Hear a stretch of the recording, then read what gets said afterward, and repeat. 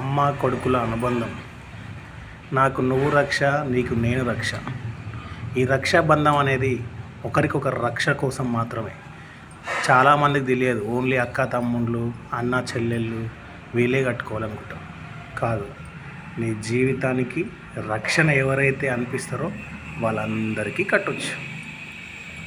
So మమతకి వాళ్ళ కొడుకు జీవిత రక్ష అనుకుంది కాబట్టి ఇప్పుడు వాళ్ళ కొడుకుకి నాకు నీకు నువ్వు నాకు రక్ష అని చెప్పి రాఖీ కడుతుంది.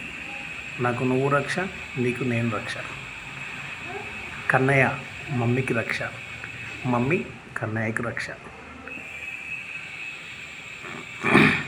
కన్నయ్య పుట్టిన తర్వాత రెండవ రక్షాబంధం కానుకగా మమ్మీతో రాఖీ.